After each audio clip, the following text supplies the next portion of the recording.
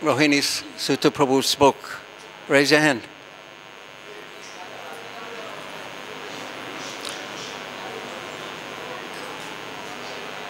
Everyone is very shy. Yes. The internal and external mood of the appearance of Krishna. Thank you. Who else will say something?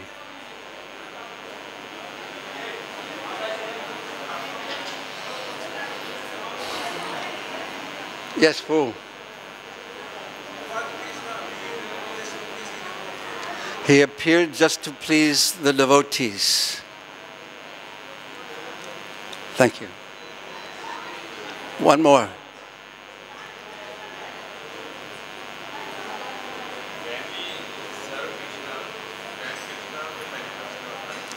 Through serving Krishna, Krishna manifests in the heart by remembering him and serving him. Also a wonderful point. No, wait, we want to hear. Say it out loud. No. What's the other part?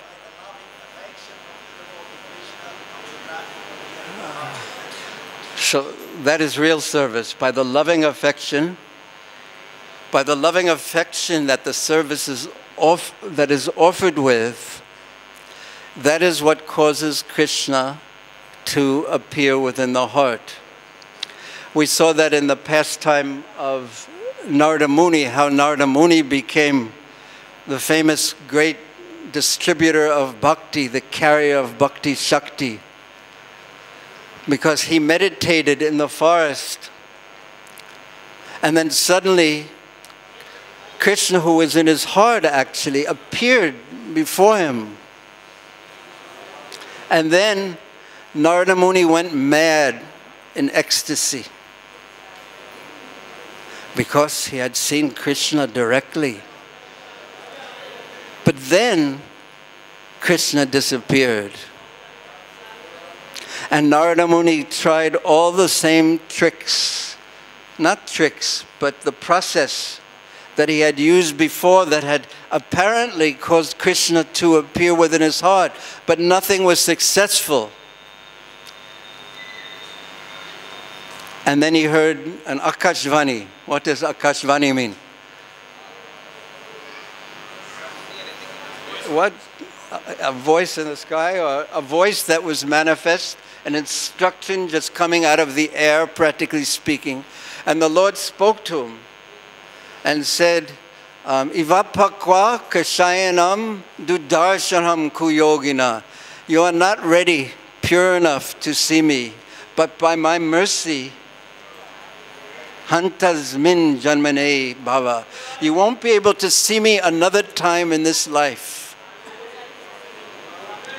You are not yet paka. You are not mature in devotion.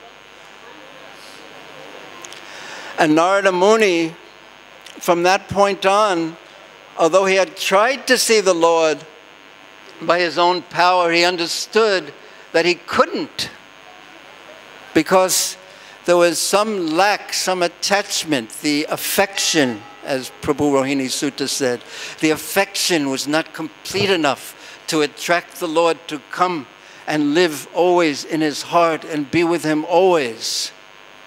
And what do you think Narada Muni did when he heard this? Do you think he gave up?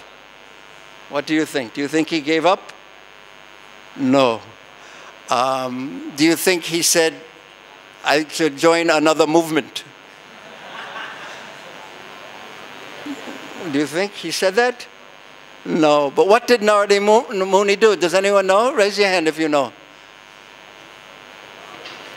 He just chanted and chanted and chanted and glorified Krishna continuously. He was feeling so much separation from Krishna because he had actually had Sakshat Darshan. He had seen Krishna. And he was in Krishna's association constantly by hearing and chanting about him after that. And he didn't care where he was, what other people thought of him. This is, we shouldn't imitate this, of course, unless we are actually on that platform. But he was so enraptured, enchanted, in love with Krishna, so attracted to Krishna, he kept himself constantly purifying his heart, wanting to be with Krishna, missing Krishna, wanting to develop more and more attraction for Krishna. And then he wandered through the rest of his life in this way, just chanting and hearing. He went through good places and bad places, and difficult times and happy times, and peaceful places and chaotic places. But what remained constant for him was his chanting Krishna's names and glorifying Krishna. And then at one point, it was time for him to leave this world, and his material body dropped to the ground. In other words, in common language, he died.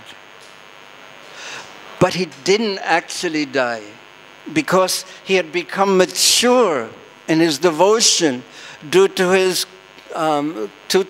cultivation, Krishnanushilanam, due to his complete sincerity, due to his not wanting anything else and not settling for anything else. He just kept himself always with Krishna, and then he became mature. And then, the moment his body died, that exact moment, what's the example given in the Bhagavatam? Raise your hand, raise your hand. Yes, like lightning. When the lightning comes, immediately it appears.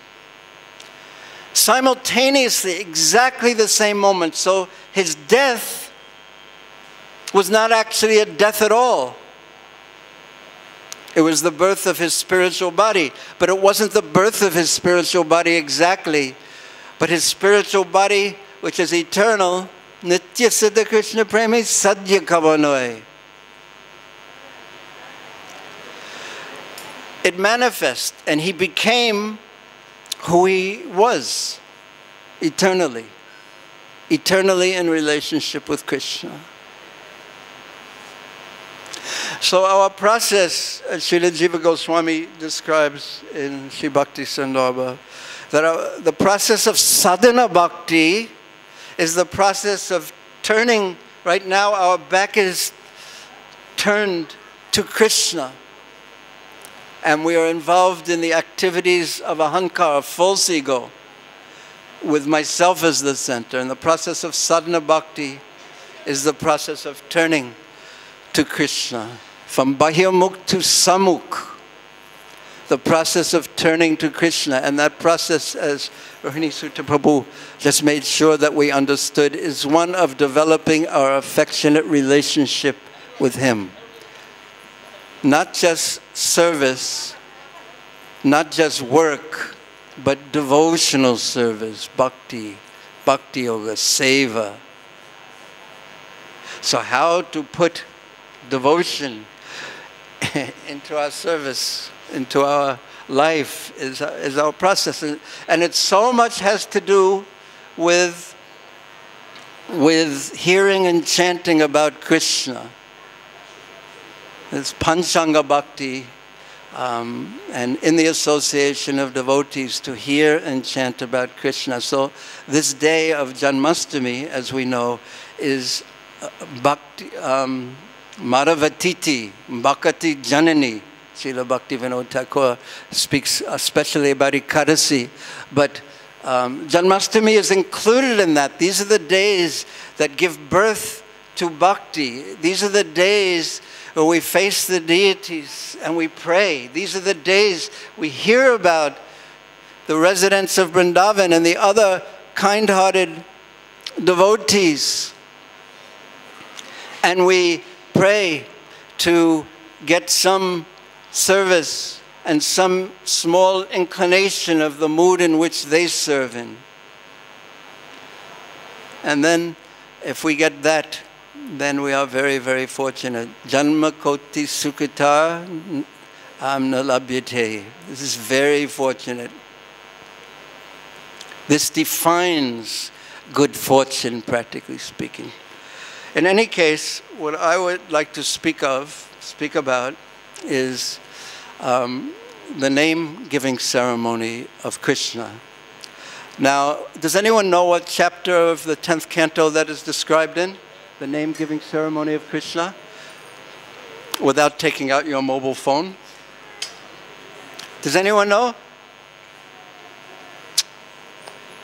It is called, the chapter is called The Vision of the Universal Form. But that vision of the universal form is right at the end of the chapter. But it begins, this is the 8th chapter of the 10th canto. Who knows what the 7th chapter is? It's about, no, Trinavarta is killed by Krishna, which is such an amazing pastime. Of course, all of Krishna's pastimes are amazing. And the question when one begins to speak about Krishna is, there are two main questions: where to begin, and then, of course, where to end, because there's no end and there is no beginning, practically speaking. But I'll just say a few words about the Trinavarta pastime, just because it's so sweet. How Mother Yashoda was holding Krishna, her Lala. She was just holding him. She would never let him go, practically speaking. Now we hear about the actual love of the residents of Vrindavan. And from them, we get a glimpse of what it means to actually be filled with devotion, what it actually means to be filled with bhakti. We get a glimpse, because my cup is not this big. My capacity to understand what bhakti is, it is really about like this, because I'm so trapped in this material mind, so covered by lust and anger and greed and so many other manifestations of false ego. But when we hear about the residents of Vrindavan, especially, we hear about all the great devotees, but especially the residents of Vrindavan, because all the great devotees, they look to the residents of Vrindavan with the with the utmost reverence. Like Brahma, when he saw the exchanges between Krishna and the residents of Vrindavan, he was amazed. When Uddhav saw the exchanges between Krishna and the residents of Vrindavan, he was amazed. Both of them prayed to be blades of grass and gumalata, some type of a creeper. Or even Lord Brahma prayed, if I could be like a piece of cloth on the outside of Vrindavan, so when the people who associate with the residents of Vrindavan leave, they will step on me, and I will get the dust, the blessings of the residents of Vrindavan in that indirect way. Brahma was praying in that way. So when we hear of the love between the residents of Vrindavan, they are Ashraya Tattva. They are the reservoir, the shelter of love for Krishna, the ocean of Krishna. And Krishna himself is the Vishya, or the object of their love. So to get something from love of Krishna, we don't go to the object of love, but we go to the shelter of love, to the Ashraya. So therefore the devotees are so important in this process.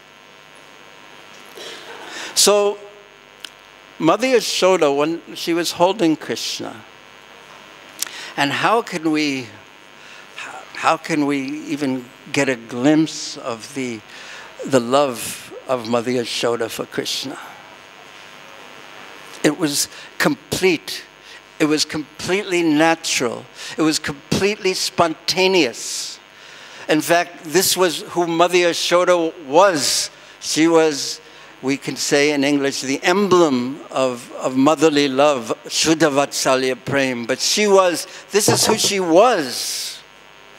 She was love for Krishna in the Vatsalya motherly mood. Unlimited love for Krishna. And Krishna is continuously making that ocean, that ashraya of love, he is making it erupt into waves of ecstasy, and therefore he is Bhakta Vatsalya. And this is the understanding of Krishna's pastimes in Vrindavan. That Krishna is interacting with his devotees in such a way that their ecstasy is continuously moving in different, like an ocean has different waves, so their ecstasy is moving in different waves, in different formations. And Krishna is the enjoyer of that, but he's also the enjoyer, he's the object of that, and he is the Leela Purushottama. He is the supreme enjoyer, but yet, when confronted with the love of the Brijbasis, he becomes overwhelmed and becomes overwhelmed. So Mother Yashoda is carrying Krishna,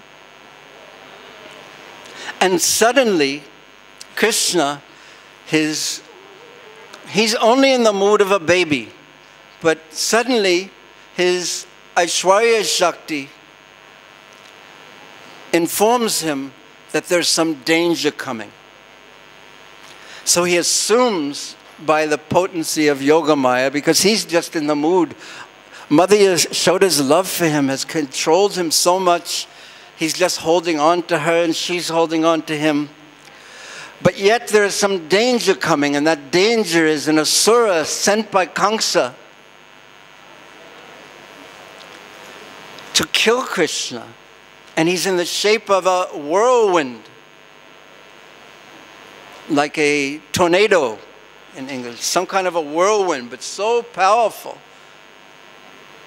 And he's coming into Braja. And in his attempt to kill Krishna, Krishna is thinking about Mother Yashoda. Now, no one can kill Mother Yashoda, no one can kill Krishna, but this is just the nature of the exchanges of prema. And all the exchanges that are driven by ahankar or false ego, they have me in the center, selfishness.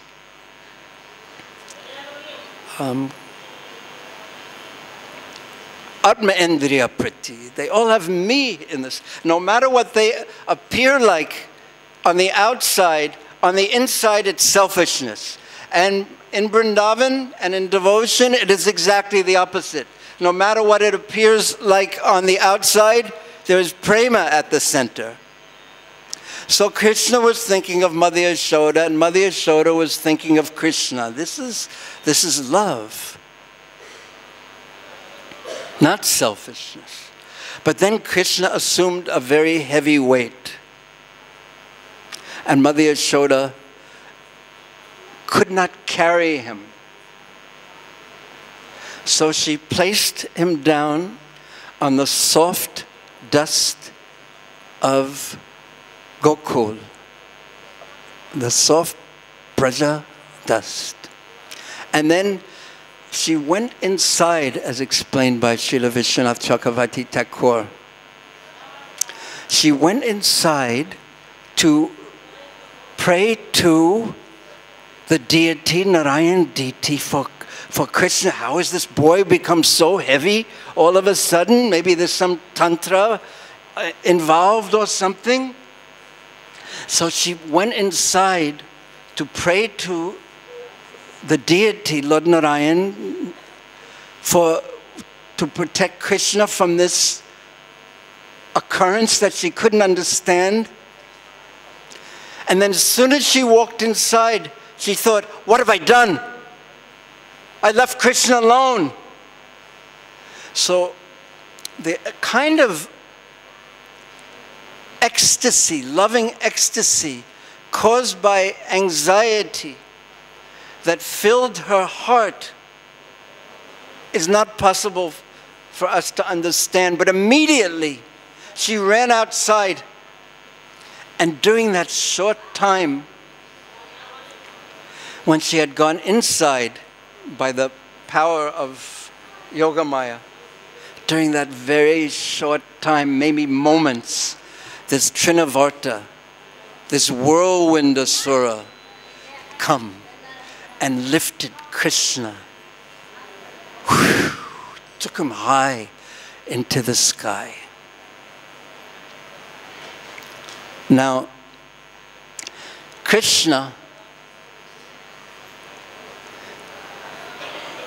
so many things he does at once. He wanted to kill Trinavarta, but he also wanted to give his darshan to the residents of Swagaloka, and he also wanted to, because Krishna's fragrance, it fills the forest of Vrindavan. Krishna is so fragrant. In the final chapters of Antya-lila of Chaitanya Charitamrita, Srila Krishnadas Kaviraj Goswami describes Mahaprabhu's interaction with the fragrance of Krishna. And he goes mad when he encounters the fragrance of Krishna, because the fragrance of Krishna brings up Krishna completely. Fragrance of Krishna is Krishna. So Krishna wanted to allow the residents of the higher planets to experience his fragrance. So that's the second reason. Third reason, actually, he wanted to kill Trinavarta. What was the second reason? Give his darshan. Third reason? His fragrance. And also, a fourth reason is that he wanted to enjoy. Because, of course, you may not have experienced this, but when you have little babies, Krishna at this time was very, very little, perhaps 3 months old. And when you take little children, they so much enjoy. The mothers and fathers know this. You throw them up in the air a little bit, and they enjoy. What do the children always do? What do the babies always do, unfailingly, when they get thrown in the air? What do? They laugh and they smile. So Krishna wanted to go high in the air also, because he's just a little boy, after all, just a few months old. So high into the air. And then, another thing that Krishna enjoys doing, and this is why little babies enjoy doing it too, because it's completely swabhavika, it is natural for Krishna, is that when their little babies are in a difficult situation, a little bit difficult, what do they do? What do? They hold on very, very tightly. I think we all do this too. Not only little ones, but we find something to hold on tightly to.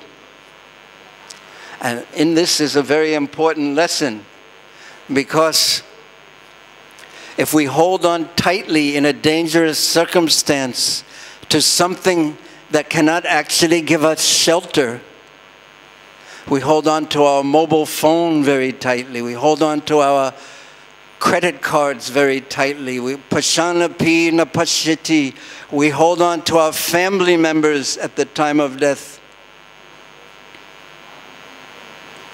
I know one devotee who told me a story about his grandmother. Not grandmother, but great-grandmother, means father's grandmother.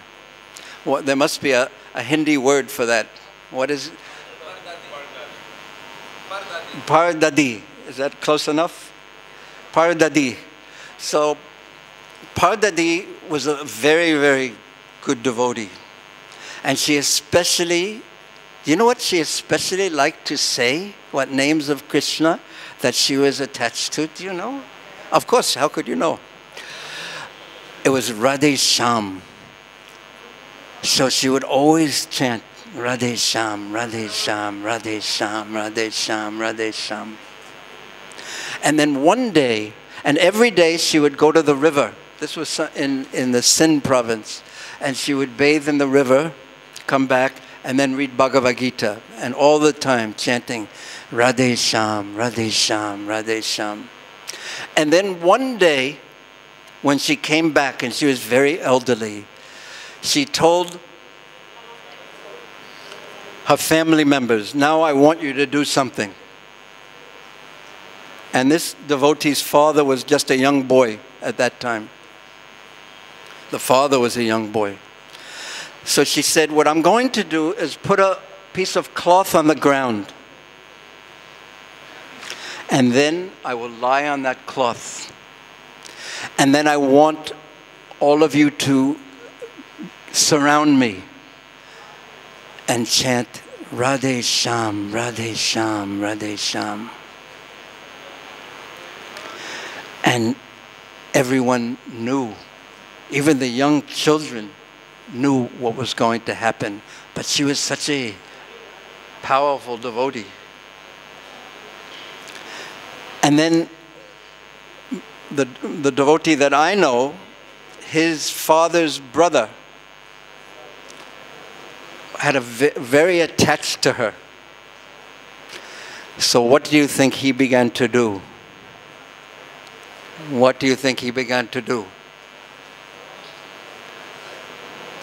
Yeah, he began to cry.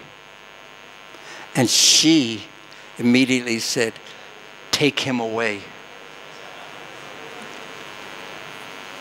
Because why? Because she was thinking, he's crying. And what am I going to do? I'm going to be thinking, oh, this poor boy, he's going to miss me so much. And my consciousness will be on him.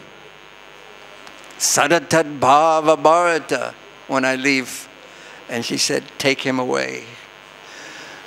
Because I want my attachment to be on where there is actual asraya, on Krishna, on Radhe Shyam, on Krishna Balaram, on Gaunitai.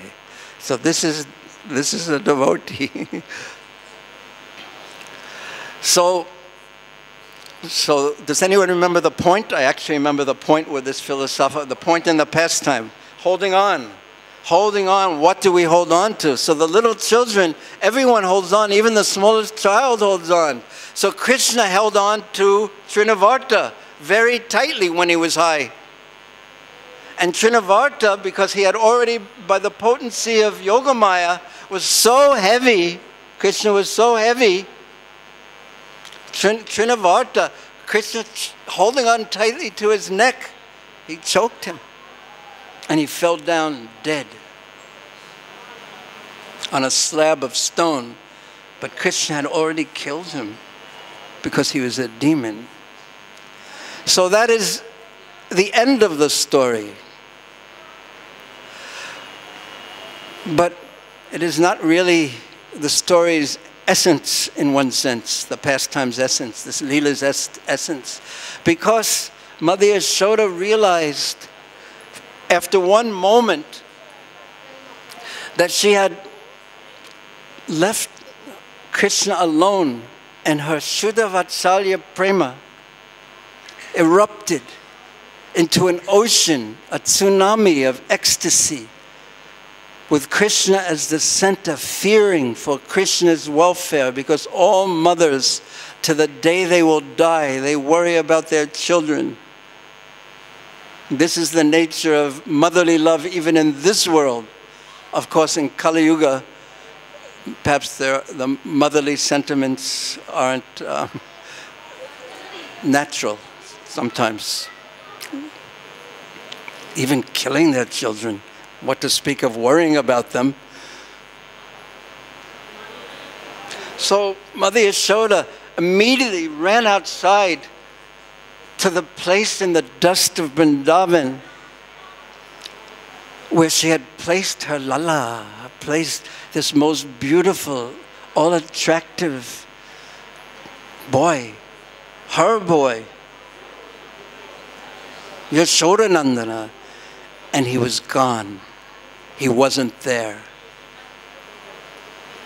And Mother Yashoda, her life left her body. She just simply collapsed on the ground. No Krishna, no Krishna. She collapsed to the ground. And the ladies immediately came over and began speaking about Krishna. The same thing happened with Putana when Putana was killed. When Putana took away Krishna, Mother Yashoda fell to the ground. There was also when Srimati Radharani, when she heard that Krishna had gone in the 28th chapter of the 10th canto of the Bhagavatam, when Varunadev, the dutas of Varunadev, took away Nanda Maharaj, and then Krishna went in. Oh, what a pastime that is.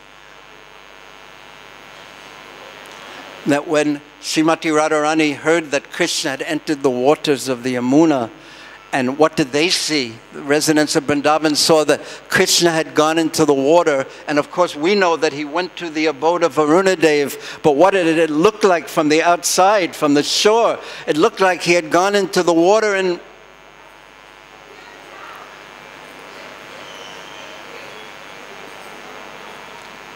she fainted. And all the gopikas, they came around and they began saying the glories of Krishna, speaking the glories of Krishna to her. And then and they actually said to her, no, no, Krishna is right here. Krishna is here. And then she would open her eyes, and then Krishna wasn't there, and she would faint again. But at least she was kept alive in that way. So Mother Yashoda, both with Putana and Trinavarta, was kept alive by the ladies speaking to her about her son, about Krishna. Speaking, Krishna did this, he killed Putana, he's so beautiful. No one can hurt your boy. So in this way she came alive, but fainted, remained fainted. But then finally, when they brought Krishna back to Mother Yashoda, and they took Krishna and placed him on her lap, then just by contacting the touch of Krishna and by contacting the fragrance of Krishna, she woke up from her faint. And then she saw Krishna is on my lap. Oh, Krishna, and she fainted again.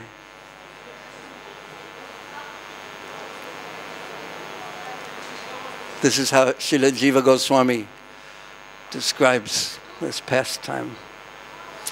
But it's already 10 o'clock and I didn't even get near beginning what I was supposed to talk about. Maybe I'll speak a little more.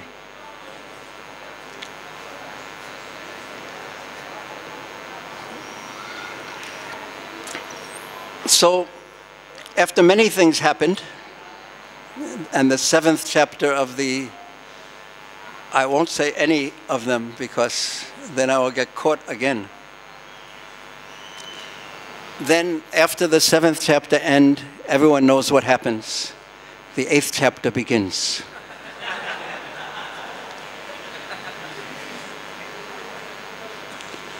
And in this chapter it describes, it does not name this.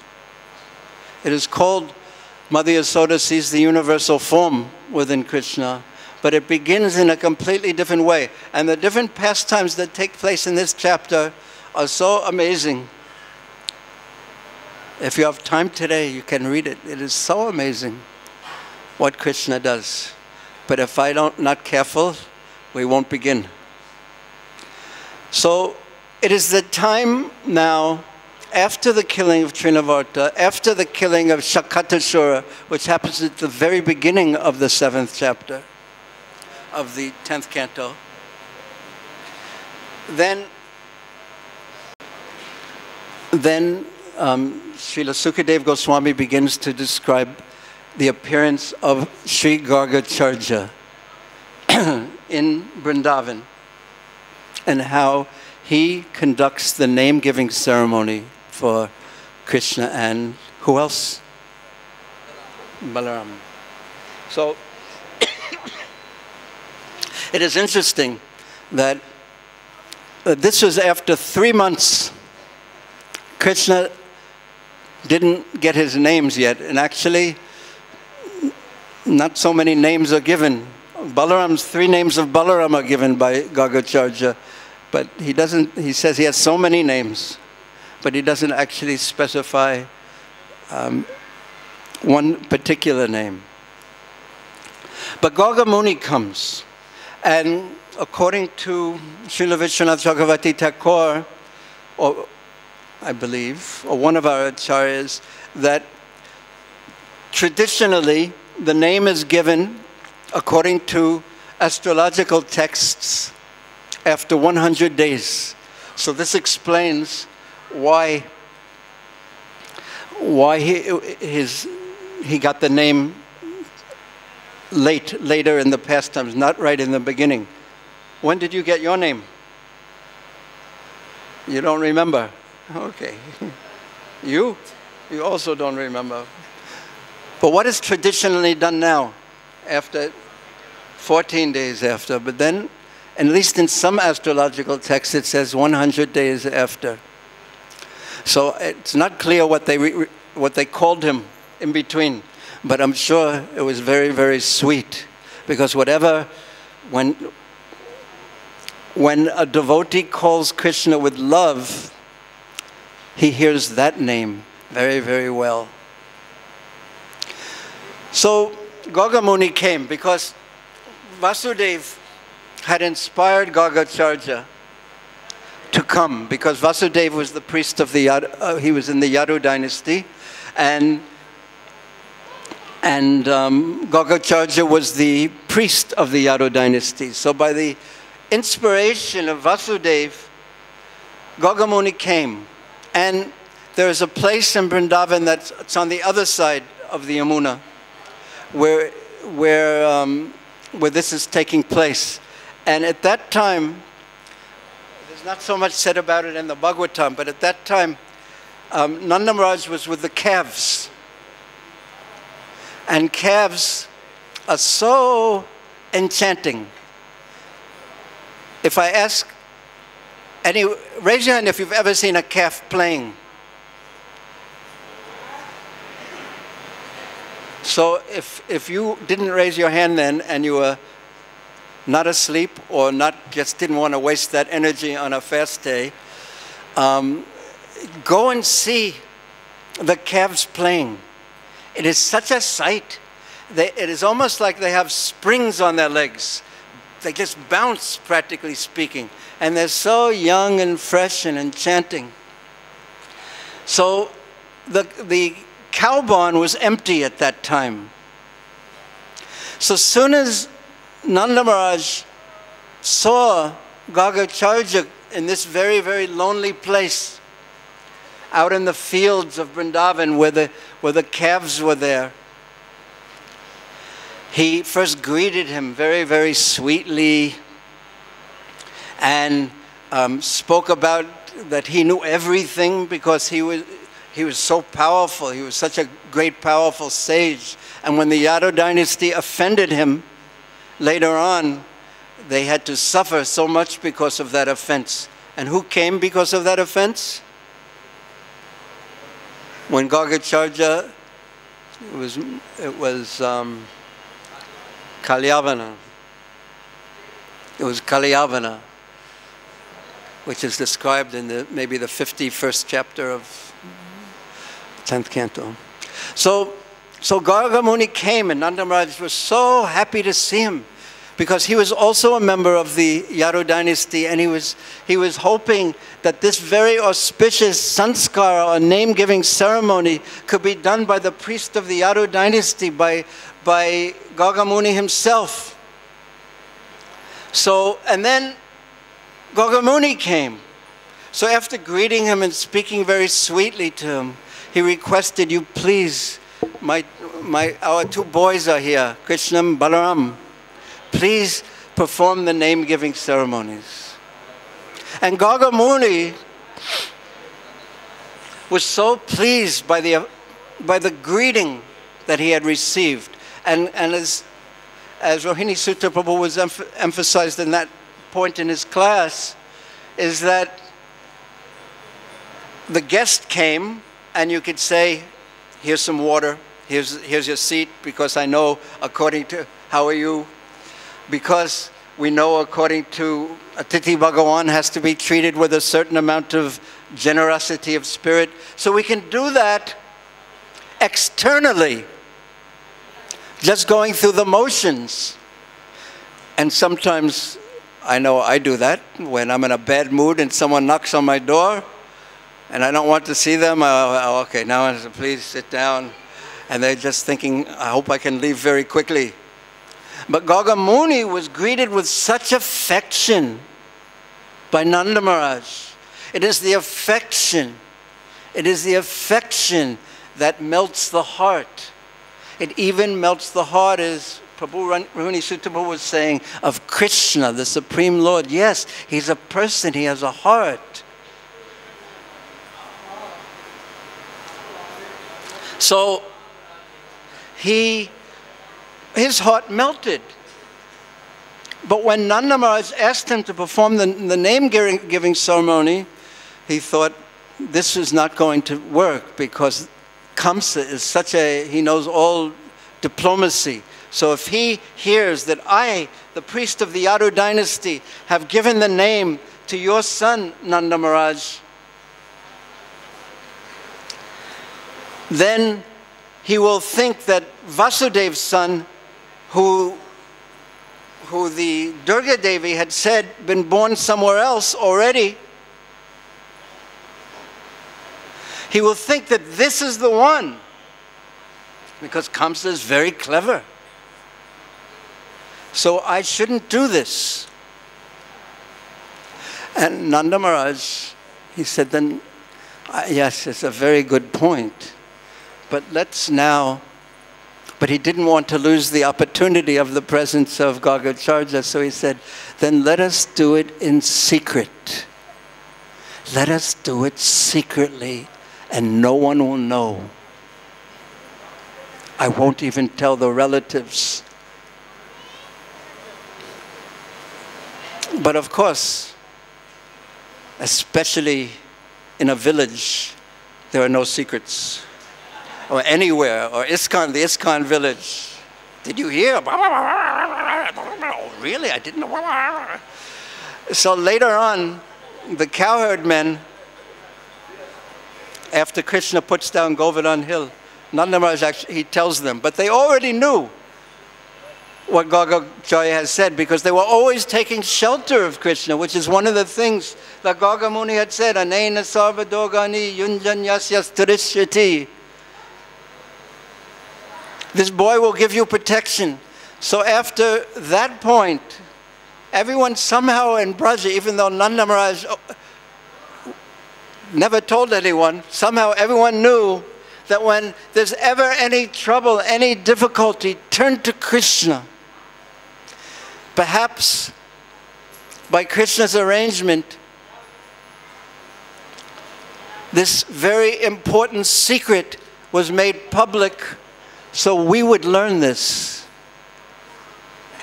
So we would learn, so we would watch the Brijbasis and watch how when there is ever any difficulty, we watch Arjun, we watch Yudhisthira, we watch all these great devotees, whenever there is any difficulty. The cowherd boys, Krishna, that was Kunti Devi, Mahayogi, or that was Arjun.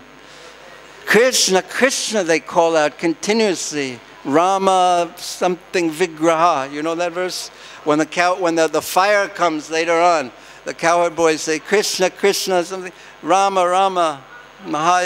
Very powerful. Please, who else? We are yours. We've taken shelter of you completely. We have no other hope unless you give us your mercy. Oh, Krishna, they call out with that mood. So perhaps all the residents of Vrindavan, they knew this point, and they exhibited this point, and they were always protected by Krishna. And when we hear these things, we learn, yes, yes, I should also take shelter of Krishna, not take shelter of these durasraya, the false shelters. We should take shelter of Krishna. So, first, Gagamuni in the cowshed, he gave 3 names to Balaram. Raise your hand if you can say one of those names. Raise your hand if you can say, yes, Prabhu. No, no, no. No, no, no, no, no. Yes, yeah, please. I am requesting you.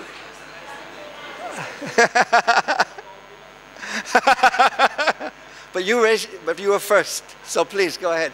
What was one name? Rama, because he would give pleasure to everyone.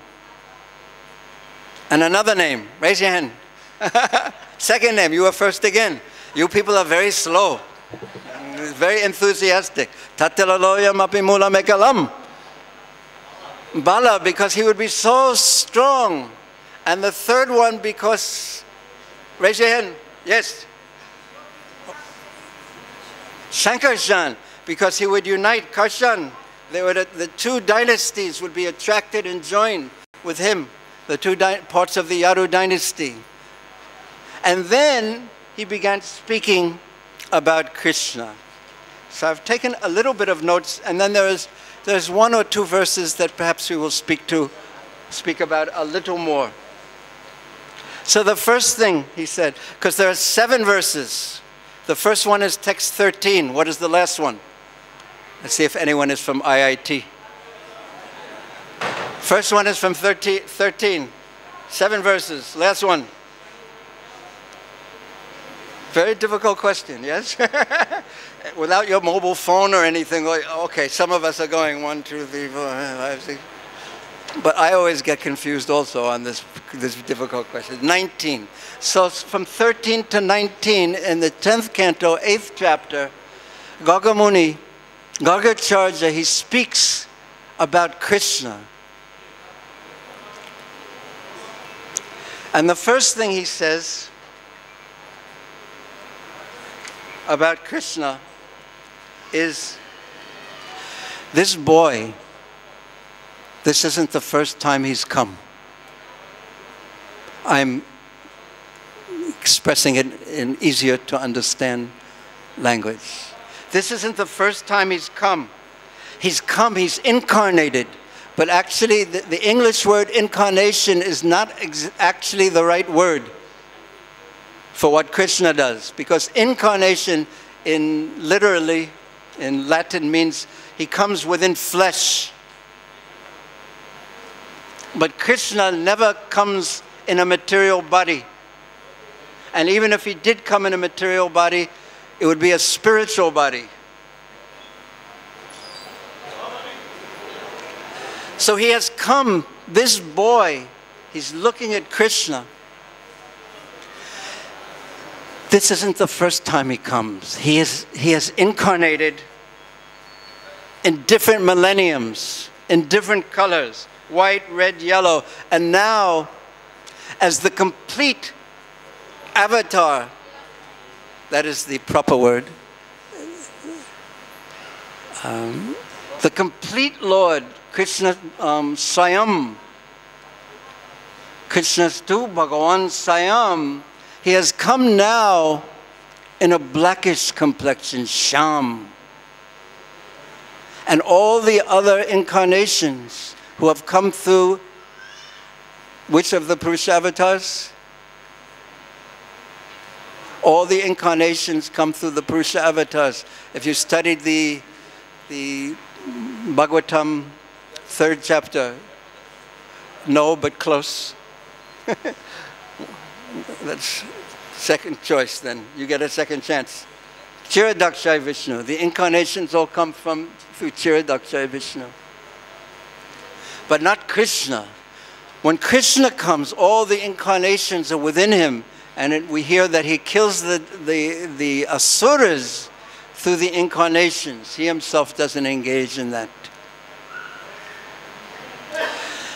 But Gargamuni says that this one, he hints, this one in a sham complexion, all the incarnations have come with him. Srila Jiva Goswami comments, we have picked this up from Srila Prabhupada's purport to this verse, that now he has come in his original form, Bhagavan Swayam, and he will exhibit the complete manifestation of the absolute truth, Satyam Param. He will exhibit the complete qualities of the unlimited Supreme Lord that no other avatar shows. He will show Braja Krishna, Krishna's pastimes in Vrindavan, which are most wonderful, most inconceivable, and most mysterious. So that was the first verse that Gargamuni said. He's telling Nanda Maharaj everything, but sometimes he speaks in a little covered way. This beautiful verse. So this is the second verse. What is the number of the second verse? If the first one started at 13. This is not a very difficult question. Do you know the answer to that?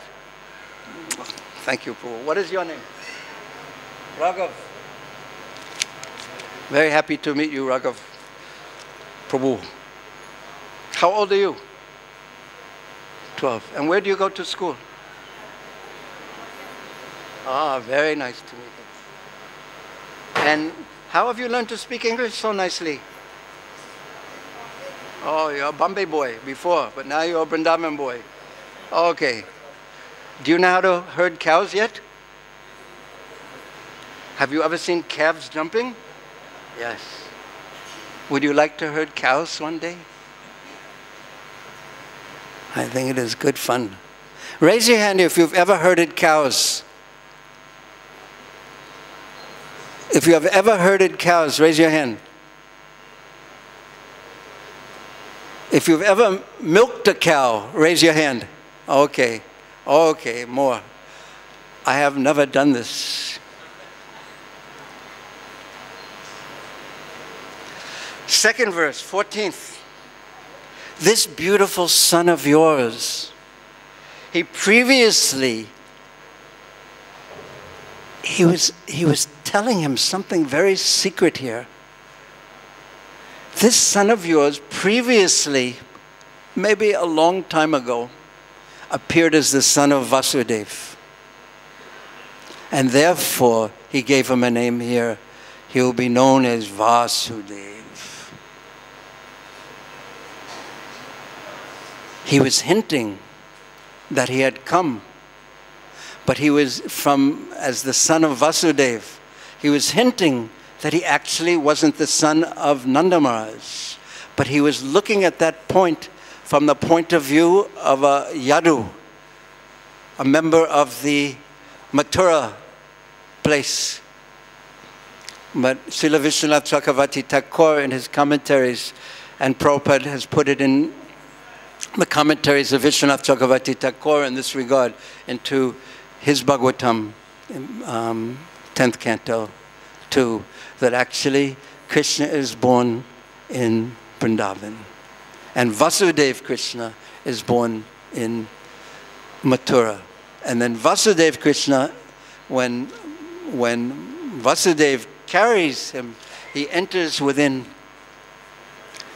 the Bhagavan Swayam Krishna. And there are many Shastric references that that are given in our Bhagavatam too for this, points that indicate this. One of them being when Durga Devi comes out. So who is the mother of Durga Devi? Yashoda Maya. So immediately, it's said that my brother is already born. The one who will kill you is already born. Meaning that her brother is born. So if she is born of Yashoda, her brother must also be born of Yashoda Maya. So there's so many different Shastric proofs on this point. But again, Vrindavan is very mysterious. So the second verse explains this. Where was Krishna born? I'll give you another chance. Yes, thank you. Very good. Krishna is born in Vrindavan of Mother Yashoda. Yes? This is the Gaudiya Vaishnava Siddhanta. But he's telling him from the other point of view that this boy is actually, one day he will leave Vrindavan and he will go to Mathura. And that's, if I speak for one more minute on that point, we will enter into a very long talk about Krishna's entrance into Mathura and Krishna's killing of Kamsa as Vasudeva Krishna. But he kills Kamsa. And then we will have to also speak about Akrura. But then everyone will become very sad if we speak about Akrura on this day. So, in the next verse, the 15th verse, he says, Gaurakacharya says, he has many forms and many names according to his qualities and activities. And I know them, but people in general don't know. But even Gaurakacharya does not know them all. No one knows the names and forms and qualities of Krishna. In fact, both Srila Sanatana Goswami and Srila Jiva Goswami explain that Krishna has an infinite number of names and qualities. Krishna has an infinite number of qualities, and every jiva can appreciate a special quality of Krishna. Every jiva can appreciate a special quality of Krishna that no one else can appreciate. And because there are unlimited, infinite number of jivas, Krishna, in different times and places, Krishna has an infinite number of qualities. So he can have a special relationship with each individual jiva.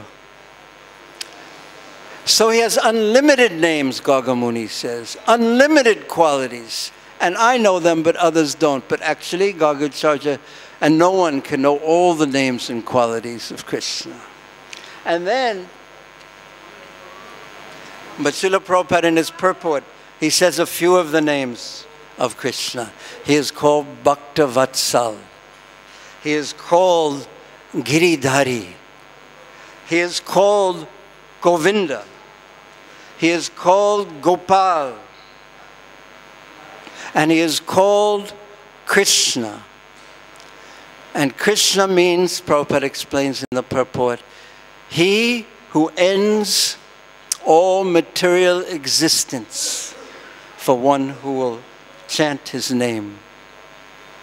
And Krishna also means all attractive. And then he explains that this boy, this is text 16, he will increase the bliss of the cowherd men and all the cowherd ladies of Vrindavan. Now this one I would like you to repeat after me. And then, even though there are more verses, I think I will end. But please repeat after me. Eshava Shreya Adasyad. Eshava Shreya Adasyad. Eshavashreya Adasvad. Esha means this boy, he's pointing to Krishna. This boy, for all of you people, and this is true for all people. This boy, Shreya means auspicious. This boy will act auspiciously for the benefit.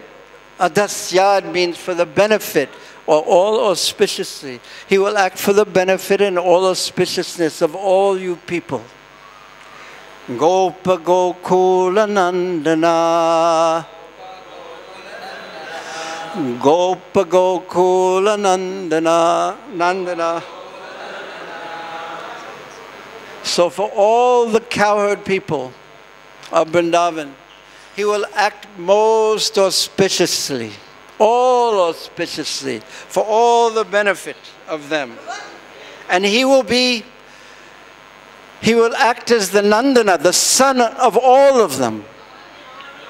And Krishna actually did this in Brahmava Mohana Leela. And he will give joy, Ananda, to all the cows and to all the cowherd men and all the cowherd ladies.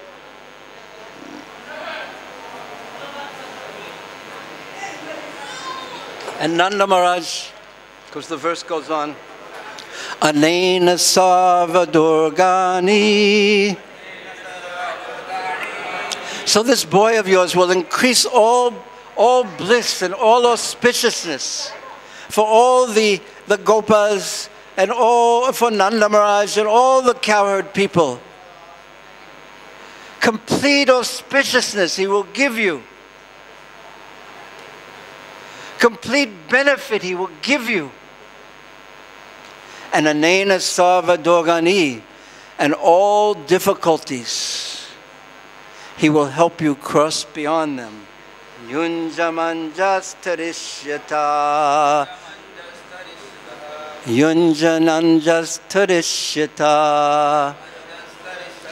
And he will help you all overcome all difficulties. This is our Krishna.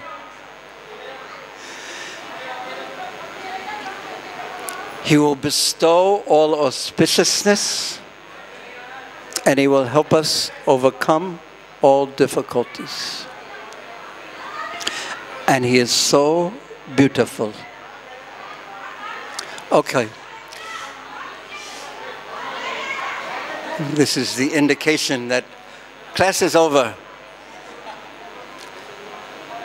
When there's more than 50 mobile phones come out. Okay, thank you very much. Sri Krishna Janmashtami ki jai, Srila Prabhupada ki jai, Srimad Bhagavatam ki jai, Sisi Gaunitai ki jai, Sisi Krishna Balarama ki jai, Sisi Radhashama Sundar Lalita Vishakhi Devi ki jai, Srila Prabhupada Bhaktivinoda ki jai.